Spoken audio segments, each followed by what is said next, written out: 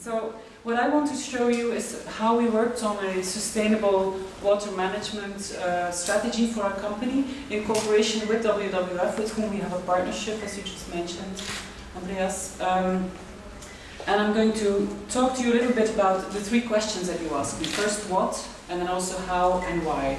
Right? I'm going to try to address those. What is P&G's water approach? Well, we want to be a sustainable water manager in all the areas where our company touches water. And obviously that's in our products that we put on the market. That's also through water use in our sites. And also, of course, in our engagement with stakeholders. Those are stakeholders, the internal stakeholders, our employees, but also stakeholders like you and the government agencies and so on. So, and also our consumers, obviously. So, how are we working on sustainable water management? First of all, through our water related to the use of our products. We want to make sure, first of all, that our products are safe in the environment. Many of our products reach the aquatic environment because they come through the washing machine or the shampoo that you use and things like that. So we want to make sure it's safe for the environment. We also want to provide consumers with water efficient products and also create consumer awareness campaigns on the use of water. The first aspect is environmental safety. P&G has been working for many years already, and actually I started as an environmental safety toxicologist in P&G 30 years ago, believe it or not. I was 6 when I started. Aquatic toxicity testing is based first of all on literature data and calculated structure data, so we try to evaluate based on the structure what the effect might be. If we don't get enough data, we will go into aquatic toxicology testing on fish, daphnia or algae. And actually, while testing is focusing more and more on alternatives for fish and for daphnia and algae, because we try to develop as much as possible, like testing on embryos, on fish eggs and so on. Also biodegradability testing, actually P&G scientists have developed 2 of the OECD standard testing on biodegradability, and also on the bioaccumulation potential of our ingredients and products. We are working on cell culture testing to ensure that we know the bioaccumulating potential of ingredients. Then we combine all these data into a risk assessment, and we will compare the expected environmental concentration to what we know will be the predicted no-effect concentration. And then based on that, that's what we do as risk assessment of our products.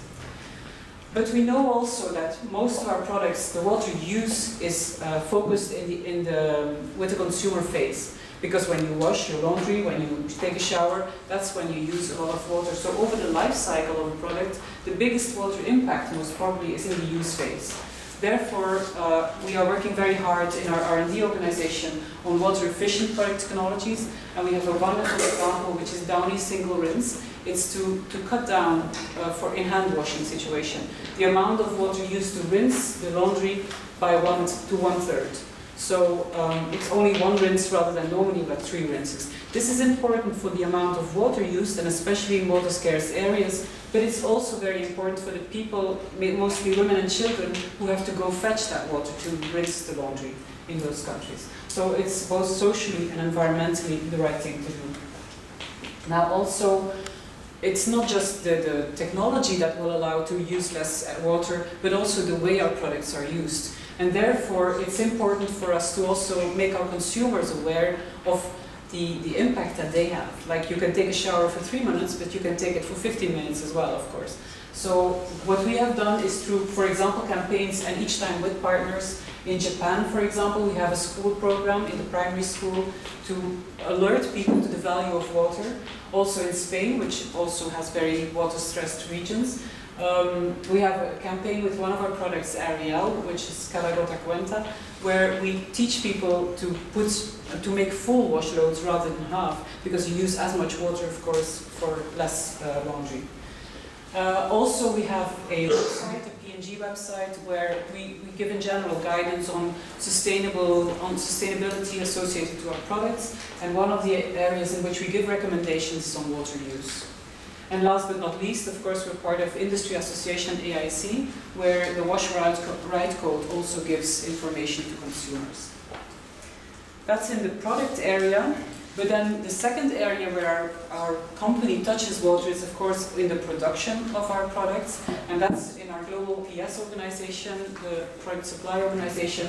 We have set ourselves goals for reduction of our water consumption in the sites. Our last goal, which we published, was between 2007 and 2012. We had a 5-year goal to reduce the water use per unit production by 20%. Actually, we reached that goal by 2011. And one of the architects of this achievement is in the room here with me. It's Bea Buyle. What we do now is we try to understand even better what the amounts of water are that are coming into our plants, where they are going, how much do we lose by evaporation, how much is held with the waste, etc., etc. So we try to understand better what the water situation is in each of our sites. And this is a bit of an eye chart, but I'm not going to go into detail. If you want more information, this is what PS has set itself as goal, our product supply organization, to deliver the 20% reduction goal, but also to focus projects in water scarce areas, and I think that's a very important one. And then also to have breakthrough opportunities to reduce water usage beyond 2012. And one of the questions that I think is useful here, what if the cost of water was multiplied by 1,000? What would you do then? Then probably you would do even more water efficiency or manage it even better than we do today. So we're in the phase of water mapping, learn and reapply. So good practices in one site are reapplied in others. We don't have to reinvent the wheel all the time. I'm not going to go into detail, but it's just to show that a lot of processes are ongoing to improve our water use in the production area. And if you want more detail, that's the expert over there. And then last but not least, we are working together because no company can do it by itself. We really need to work together with other partners. First of all, our employees, of course. And we have a global business services organization and a sustainability ambassadors network within our employees. And we raise awareness on water through programs like Take the R for Tomorrow, which stands for Take the Responsibility for Tomorrow. We have annual Earth Days, and during those Earth Days there's all kinds of campaigns that we do on becoming a more sustainable company. Also, with our stakeholders, what we do is we report through, for example, the CDP Water, but also our sustainability report, which is a GRI-based report. We also go into dialogues. We're here today. We work with partnerships with WWF, for example, and we work towards getting awards for the things we do also. We have a membership, for example, also of the World Business Council for Sustainable Development. I'm a member of the Water Working Group. And also we were one of the founders of SIWA, which is the Stockholm Institute Water Award. And we had CB also, the Stockholm Institute, review our water strategy.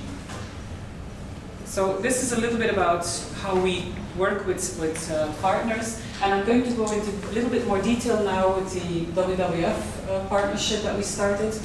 We have several strands in this partnership, but I'm going to focus obviously on the water work stream.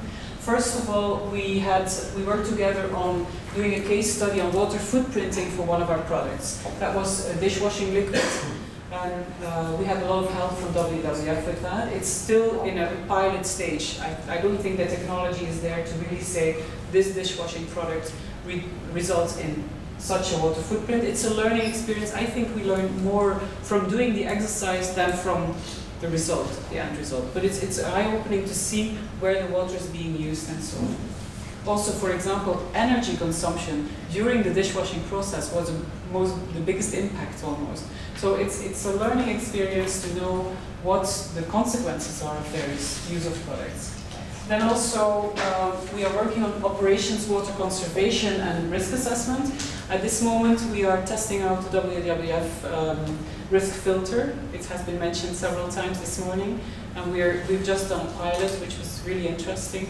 We're also doing the GEMI local water tool, for people who know that tool. And there's a lot of tools around. That also we did the WBCSD global water tool and so on. So it's all, we're in a learning mode to see where should we focus our biggest attention.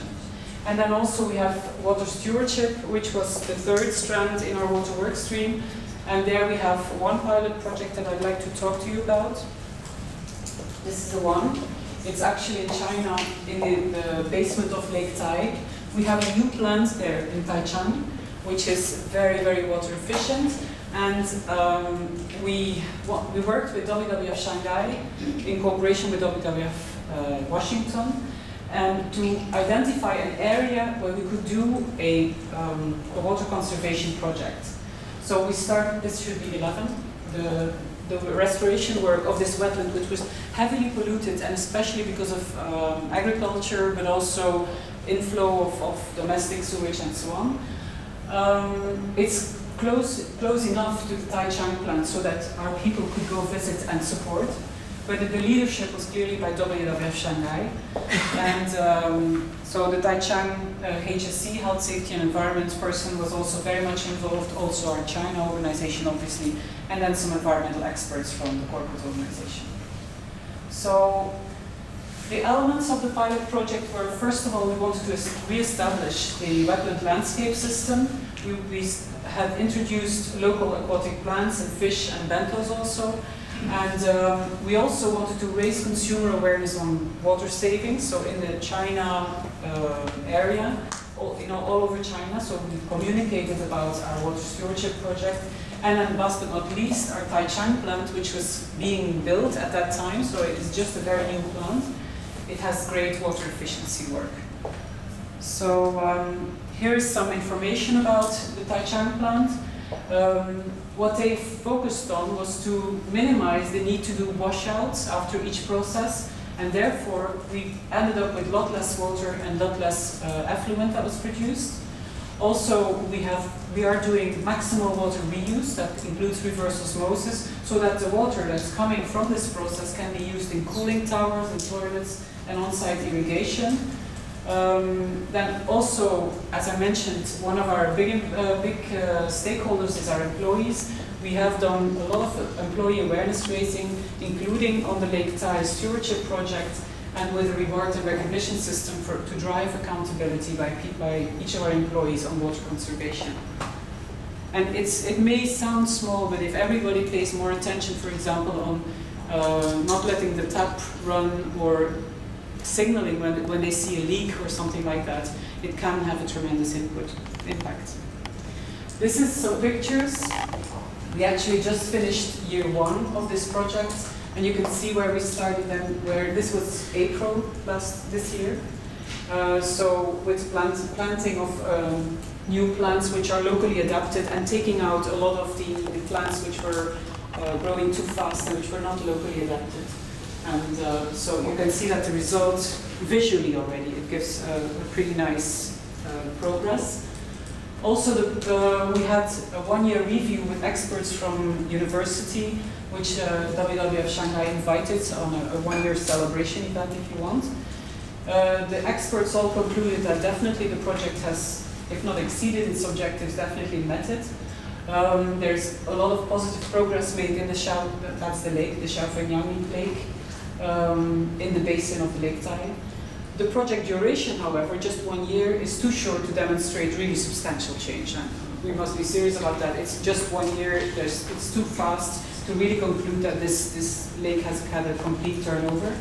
But they recommended that we confirm this progress that has been made by longer-term monitoring on the water quality and the biodiversity in the lake. And also, for example, to introduce plants and animals which require good quality water, and therefore if you see that they survive, that shows that indeed the progress has been made, that the quality of this lake has gone up. And also what they suggested, and I think it's a great one definitely to reapply this success, is to investigate what the economic benefits are. Because this whole area, this whole little village, Stembo village, which is on the Xiaofengjiang Lake, will benefit in the end because they can go fishing again. The agriculture there is in a better state now than before. So they say, well, just investigate what the economic benefits are for the area, and then you will see that other little lakes, because there's loads of little lakes around that same area, they will start creating traction, and thus it will be reapplied in other areas in Lake Tai. Because to be honest, our little project in itself doesn't mean so much. But it's just, if you signal that things can be done and that you can improve this small area, other people will join in and also start working on water conservation and seeing that it really pays off. Also, some learnings that P&G has concluded is that, well, the wetland restoration and conservation really resulted in nice progress, but our contribution has been fairly limited. We wanted to do more, we wanted to step in with our scientists and everything, but it was a bit difficult. The communication was not was difficult. As everybody knows, in partnerships, it goes a bit with ups and downs. So what we have contributed mostly, our feeling, is through funding, except for example, the startup of the Taichung plant, and also a volunteer activity which was great on Earth Day, where 20 Taichung employees went and really helped with cleanup of the lake and planting and so on, and they have done a great job there. So also the opportunity for consumer communication is maybe less than what we had hoped for, but that's fine, that's a consequence we have to live with. And also we want to focus on areas which are really relevant to our business. So in this area of the lake, it was mostly on the farming practices which were causing contamination of the lake. So WWF Shanghai really insisted on having more and more us push towards organic farming. Now, that's not really our capability, that's not really related to our business, so that was a bit less but okay. But that's year one, so we're now working on how we work with them for another year to see how we can improve on those learnings. Now, overall, the question is also why does P&G engage? Well, I think it's been mentioned here this morning already. It's really win-win, because you need water for business, you need water for our environment, for our consumers, and if there's no water for the environment, and I think there's a very nice saying from the previous WBCSD director, Björn Stickson, who said, a business cannot thrive in society that fails. The same goes for business cannot thrive in an environment that fails. So I think it's the right thing to do. It's something that P&G, we want to be and want to be seen as a sustainable company. It's the right thing to do. We will go for sustainably managed water. Also, our stakeholders want sustainable water management. Of course, the governments who insist that we meet the legal requirements, and we will. Also, our employees, they want to be proud of the company they work for. And you see it more and more with young recruits. One of their questions is, how sustainable are you? What do you do for sustainability? So it's really interesting to see that that's changed. Also, consumers want it. Now, I've made the qualifier environmentally conscious consumers, because when we do consumer testing, consumer assessments, we know that there is a whole range of consumers. Some don't care at all, it's about 25%.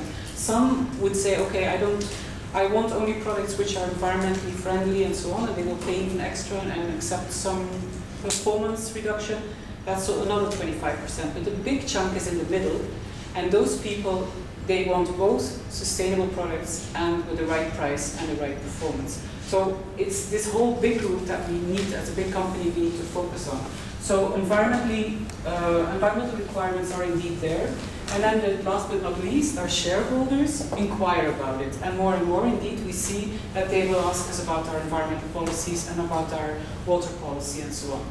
So these are the reasons, I would say, of why P&G engages.